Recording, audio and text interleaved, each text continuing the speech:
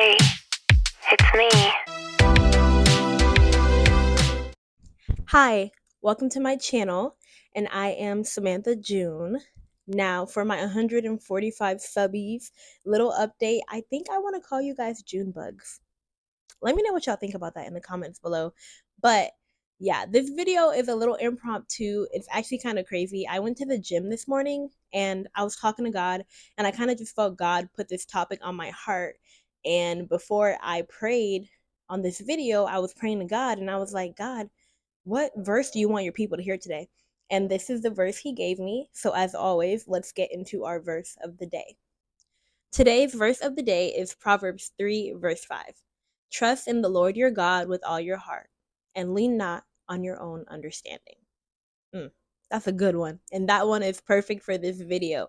So, today I'm going to be doing something a little different, a little motivational, but today we're going to be talking about new perspective or moving into a new season. So lately, I feel like God has called me and told me, hey, girl, you've been in a season of rest, but it's time to get a little uncomfortable. It's time to move into a new season. There's new goals to be had, there's new things to do. And as you guys know, it is 2025. This video is probably going to upload New Year's Eve, or the first day of the year. And since it's 2025, this feels like the perfect video to do. And I'm truly happy that God put this on my heart. So that's what we're going to talk about today: how to move into a new season. So, number one, what's the plan? What is your plan for this new season? What is the vision? What is the dream? What is the goals? Obviously, as we all know, every year it's really normal to be like, okay, 2025 or new year, new me. I got 10 goals for the year XYZ. And that's cool. Since it is the new year, you've probably already written down your goals. You probably already know what you're trying to do. So you've already identified the vision. But what is the plan? How are you going to actualize that vision? So, for example, if one of your goals is to lose 30 pounds, this year I'm going to lose 30 pounds, I'm going to have a healthy lifestyle, and I'm going to do that. Okay, cool. That's a cute goal. That's cute. How are you going to do it? Are you going to the gym? Are you going to stop buying Chick-fil-A? Are you going to cook more at home? What are you going to do? What's the plan to actually make that goal happen? So that's number one. You have to make a plan for your goals. You can't just write the goal down and then expect something to happen. You got to get up and do it. And that's the hard part. I'm going to be honest, getting up and doing is hard, but it's going to be worth it. So you need to understand, why do I want this goal? And then what do I have to do to get to this goal? So if you want to lose weight because you want to feel comfortable in your own body, that is an amazing reason to lose weight.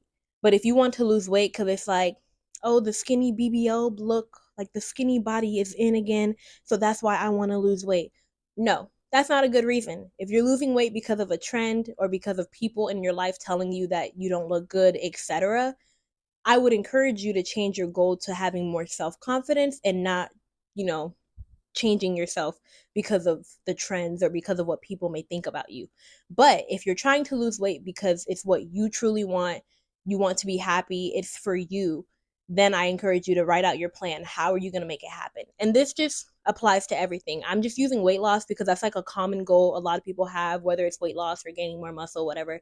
That's a common goal a lot of people make every year. So, but it applies to anything. If you have financial goals, if you have success goals, whatever it may be, whatever you're trying to do, you got to have a plan.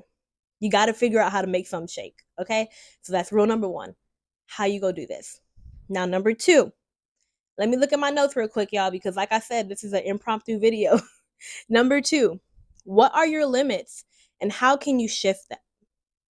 So, limits are things that I would identify as something you don't have a lot of control over. It's just a part of your life, it's something necessary. For example, working, having a job, a 9 to 5, that is a limit because it takes up about 8, maybe 9 to 10 hours of your day if you're commuting. So, that's a limit. Another limit could be having children. You have to take care of your kids. That's a limit. That's something you have to do that takes up your time. Another limit could be that you do not have a car. You might not have transportation. That is a limit because you have to figure out alternative ways to do things. Now, identifying your limits is ideal. So we're going to continue with the weight loss example. So let's say I want to lose weight, but I'm limited by my job, which this was what it was for me. As you guys know, last year I lost about I'm at like, I lost about 45 pounds now. So it's been 45 pounds over the last year. So I lost 45 pounds last year. And before, every year before, when I would make that goal of, oh, I'm going to lose weight this year, I had a hard time with nutrition, but I also had a hard time with remaining consistent in the gym because, oh, I work and school and this and that. I don't have time. So what worked for me this year? This year, I found that by waking up early, as in 5 a.m., and then eventually later down the year, I started waking up at 3 a.m. That was what worked for me to make sure I went to the gym because I know myself. I am not going to the gym after work. You people who go to the gym at 5 p.m., I applaud you. You are strong. I'm not doing that. So I had to wake up early so I could get that done, and it helped me remain consistent. Now, did I have days where I did not want to wake up? Yes, I surely did. My goal right now is going to the gym 3 days a week, and I am doing that. But I knew if I told myself, oh, I'm going to go to the gym 5 days a week at 4 a.m., that wasn't going to happen. So identifying the limit, but also making a realistic goal and realistic expectation on how you shift that limit. So if your limit is time, you need to identify all the things you're spending time on. So if you have a 9 to 5 and you're commuting to work, but maybe you also go to church and you also have these other activities, you need to identify what are the things that are more important and what's not as important. For example, and I'm going to use myself because I know my life and my day to day. I spend a lot of time on TikTok, or at least I did. I spent a lot of time on TikTok and scrolling on my phone. So I had to really learn how to use my phone less and bring my screen time down. And I had to have this mindset of, okay, it might not be fun, but I have to do this for the future me. And that's like one of my mottos coming into 2025. It might not be fun today, but I got to work hard for the future me. That's just what it is. Because sometimes we do things that are convenient or we do things that we like because it's fun, it's easy, it's simple. It's easy to come home after work and just get in bed, or it's easy to come home after work and just watch TV for 4 hours and then go to bed. That's easy.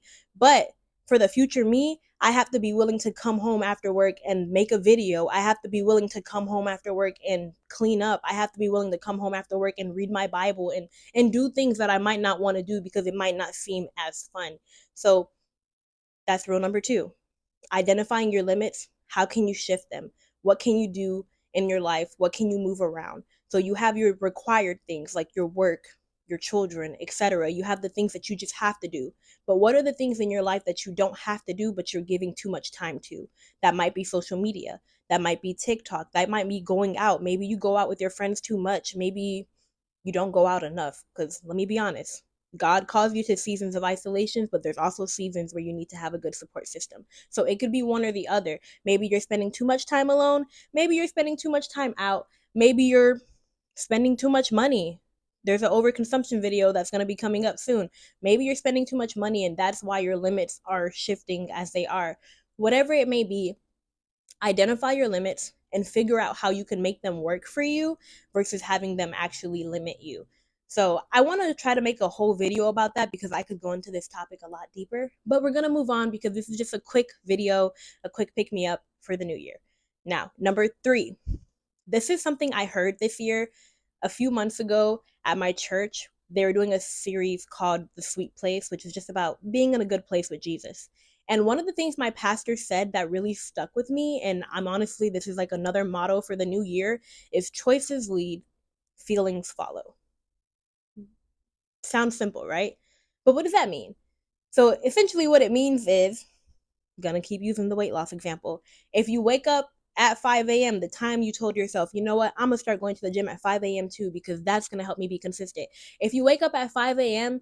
and your body's like, oh, I'm tired, I feel tired, or even you think, I feel tired, I don't feel like driving, don't think about how you feel. You better get up out that bed and go to the gym. Or you better get up out that bed and go in your living room and work out if that's better for you. Whatever it may be, you better get up and do it. Why? Because if you get up and do it, your mindset will change. If you get up and start making the videos, your mindset will change. It's not going to become this, oh, I can't do it, or I'm not qualified to do it. It's going to become, I'm doing it, so I did it. I'm doing it so I can do it. I'm doing it because I deserve to do it. Like, you have to kind of shift that perspective and kind of acknowledge that there's a privilege in being able to work out. There's a privilege in being able to prepare your own meals. There's a privilege in being able to have a job to go to. There's a privilege in being able to record videos. Like, all of these things are a privilege. So when you make the choice to do it, you have to start out and step out on choice. Don't step out on feelings.